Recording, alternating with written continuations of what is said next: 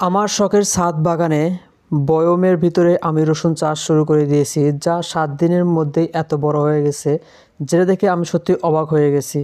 আমি ভাবতে পারিনি যে বয়মের ভিতরেও এরকমভাবে সুন্দরভাবে রসুন চাষ করা যায়। আসসালামু আলাইকুম, আশা করি সবাই ভালো আছেন। আলহামদুলিল্লাহ আমি অনেক ভালো আছি। তো আজকে আপনাদের মাঝে নতুন একটা ভিডিও নিয়ে চলে আসলাম। তো আজকে ভিডিওটি হচ্ছে বয়মের ভিতরে রসুন চাষ করব।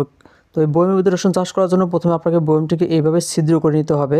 তো এরপরে আপনি মাটি দিয়ে ভরাট করে নেবেন। তো আমি আমার বয়মটিকে ছিদ্র করে নিয়েছি এবং মাটি দিয়েও ভরাট করে নিয়েছি। এরপরে হচ্ছে আপনাকে রসুন কিনতে হবে, বা আপনার যদি বাড়িতে রসুন থাকে তাহলে তো হইলে। তো এরপরে আপনাকে রসুনগুলো এভাবে সারিয়ে নেবেন। সারিয়ে নেওয়ার পরে যে ছিদ্রগুলো আছে সেই ছিদ্রগুলোর ভিতরে গোড়ার দিকটা ভিতরে প্রবেশ করিয়ে দিবেন। তো আমি আমার সেই বোতলের ছিদ্রর ভিতরে এই রসুনটা এক একটা করে ভিতরে প্রবেশ করে দিচ্ছি। তো আপনিও সবগুলো ছিদ্রতে ভরাট করে দিবেন এবং উপরের জায়গা যে আছে সেই উপরের জায়গাটিতেও কিছু কিছু লাগিয়ে দিবেন, তাহলে অনেক সুন্দর হবে। তো আমার বয়মের সব ছিদ্রের মধ্যে রসুন লাগিয়ে দিয়েছি এবং উপরেও কিছু রসুন লাগিয়ে দেওয়া হয়েছে। তো এখন যে কাজটি করতে হবে সেটা হচ্ছে অল্প পরিমাণে পানি দিয়ে দিবেন। যে আমি দেখতে পাচ্ছেন যে আমার বয়মের উপরে পানি দিয়ে দিয়েছি।